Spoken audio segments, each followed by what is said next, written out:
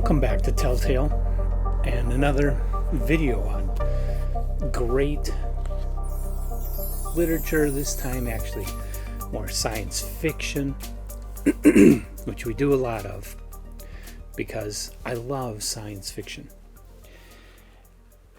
And in my video on the Sentinel recently, I mentioned that I had a classic Isaac Asimov story that I wanted to talk about. I've been going through some of my old books. This is The Great Science Fiction Stories, edited by Asimov and Martin H. Greenberg. That was published in, I think, 1979 by Daw Books. And I still have this. It's one of the earliest books I bought, earliest science fiction books I bought. And what it is, it's a selection of the top stories of the first year of the golden age of science fiction, which was 1939. I've been going through and slowly, kind of in between other books, reading all of the stories in this volume. And one that I just recently read, which I did read way back when I bought this book in 1979. This is one of those rare books where I sat down and read it cover to cover right away.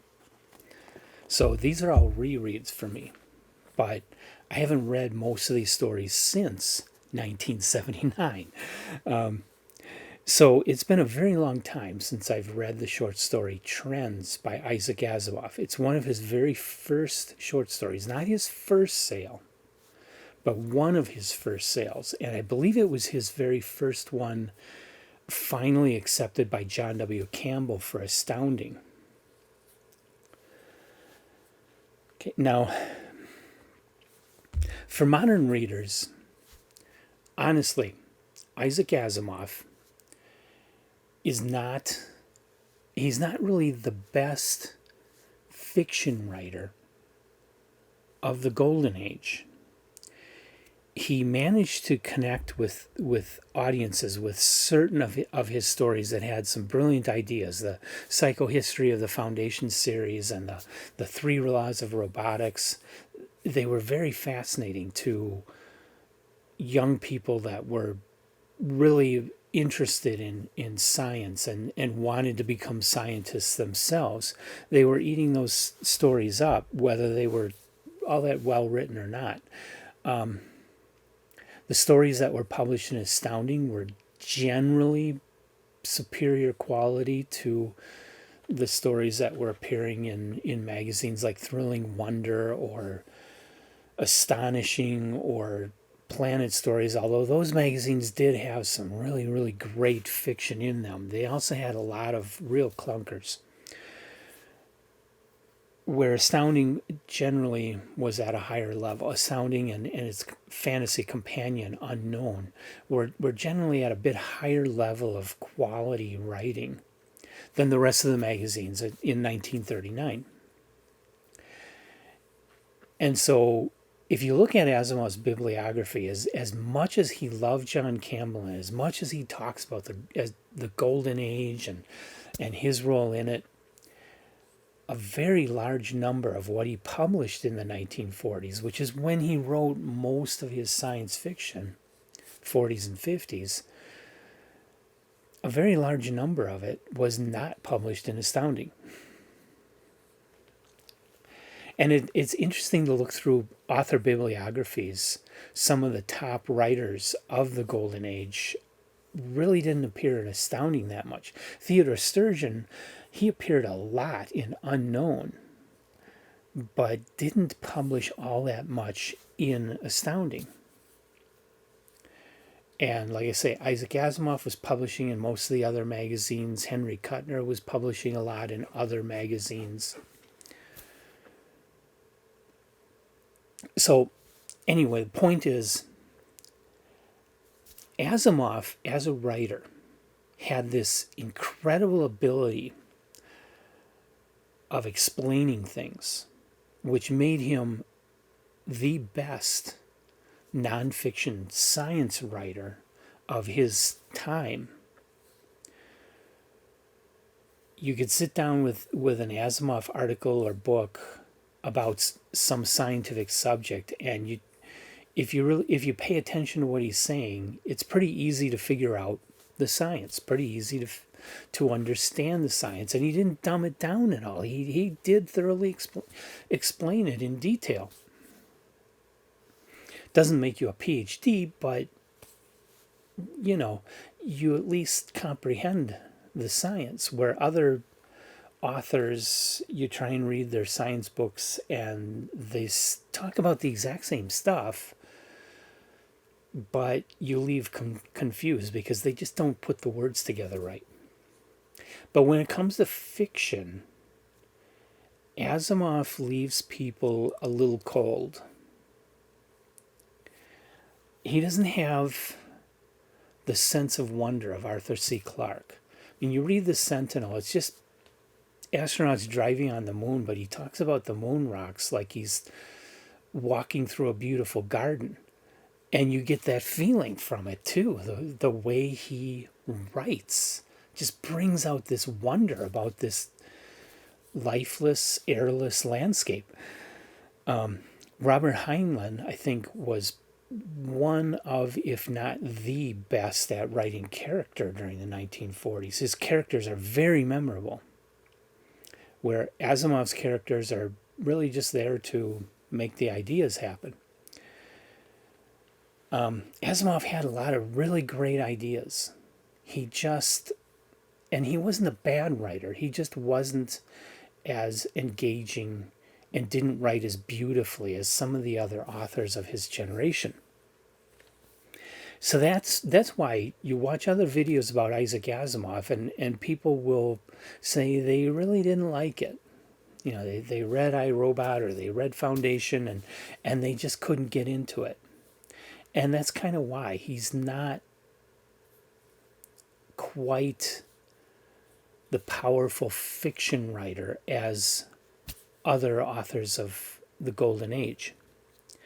But he did write good, solid stories. And Trends is one of them. Trends is actually a brilliant story. What it's about is the first rocket into space, the first manned rocket into outer space. It's written in 1939. Okay, nobody had been in outer space yet. Robert Goddard had been sending rockets up, but they didn't get into outer space.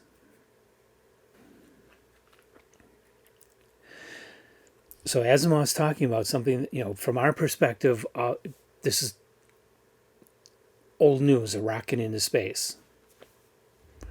From Isaac Asimov's perspective in 1939, it was a remarkable achievement that nobody had ever done yet.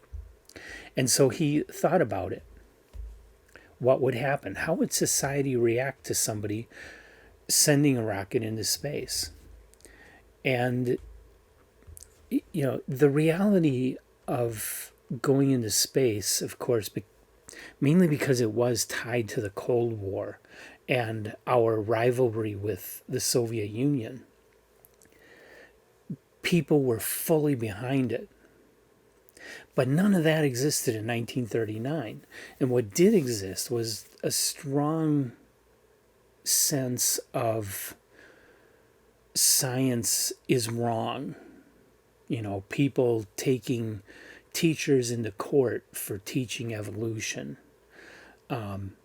Movies like Frankenstein stating there are some things man was never meant to know or never meant to meddle with. Asimov kind of looked at this and saw that possibly if somebody tried to go into space, that a lot of people and religious organizations would try to stop it, possibly to the point of sabotage. And that's basically what the story is about, is this man who's determined to go into space and the people who want to stop it. And Asimov makes the point that society's reaction against science is wrong, but he also, I feel, makes the point that the scientist, he's actually more like an Elon Musk type character. The government isn't sponsoring this. It's a billionaire who's doing it on his own. And he's bound and determined to go into space no matter what. He doesn't care what anybody thinks. He's going to send this rocket up. And that kind of blind, don't care what happens attitude is something that it's an issue with science. It was an issue with the program developing the atomic bomb. They were doing it under the direction of the government, but the scientists doing it were fearful of just what they were producing. They couldn't stop. They were under government orders to do this. They probably would have been imprisoned if they would have refused, but they weren't sure that they were doing the right thing. Science does have a responsibility to all of us and to the world and to the environment. Scientists do have a responsibility to think about that impact on us and think about whether or not they're doing the right thing, whether or not it's really beneficial to us, or is it going to cause more harm than good. So there is an ethical issue brought up, and the scientist character is like, I don't give a damn. I'm just going to do it. And so there is no good guy in this story. They're all too extreme. And that's something, Asimov really pinned down the dangers about getting into really advanced technology at a time when we didn't have the capacity to blow the entire world up. He was seeing how science could be both beneficial and bad, how scientists had an ethical responsibility, but how society needed to not just react with superstition against science, but rather everybody needs to kind of work together in this situation to make sure that the best results come about. And so the message of trends is brilliant and very important, and was something that Asimov would champion along with Carl Sagan in the 1970s and 1980s, fighting against people who wanted to remove science from schools and instead teach religion.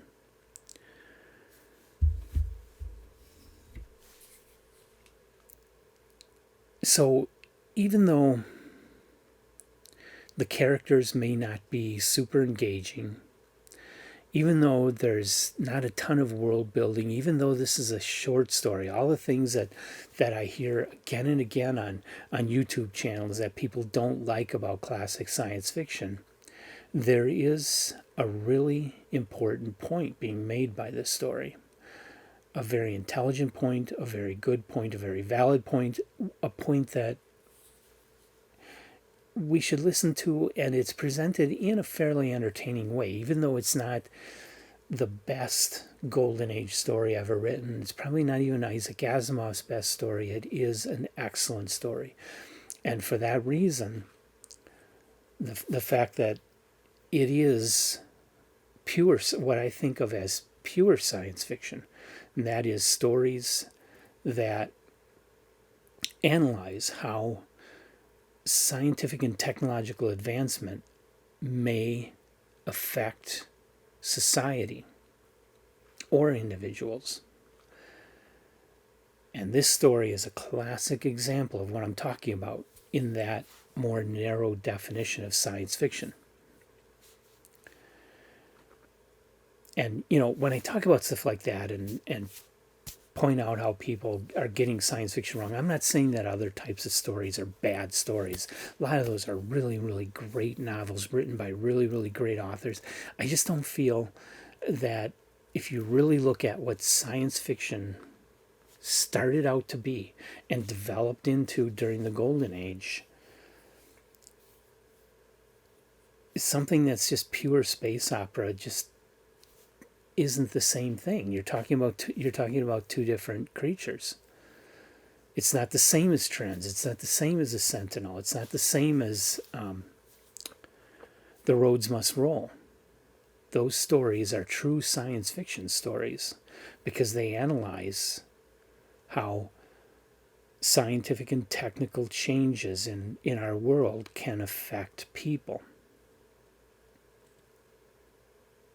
Actually, the Sentinel doesn't really analyze it, but it opens up a lot of questions that gets you thinking about how would that change things. So that's a brilliant story in that it stops short and lets you go the rest of the way. This story spells it out, where Asimov, where his head is at with this whole issue. So this is a top tale. It really is. It's maybe not what modern readers are really into today, but this is a classic story and a really, really excellent example of Golden Age science fiction, Campbellian science fiction. That's all I got for this. I challenge you to check it out for yourself, see what you think, leave comments. Understand, I'm not saying there's anything wrong with space opera. There's nothing wrong with fantasy. There's nothing wrong with horror. There's nothing wrong with Sanderson. There's nothing wrong with Le Guin. All great things, producing wonderful, wonderful books and stories. It's just not the same creature as what we're dealing with when we're reading a story like Trends. Trends is a very different type of literature with different goals and a different way of telling it than other areas of literature. So, gone on long enough. Thanks for listening. Leave your comments, like us, and subscribe to us, and come back and watch more. We're going to keep doing these videos with or without Emily. She'll come back soon, actually. Did find time that we're going to shoot 3 videos together next week. So check out our Instagram, check out our Facebook, check out our website, which is always growing and changing, always new things showing up there. And I hope to see you. Hope to hear from you. So long.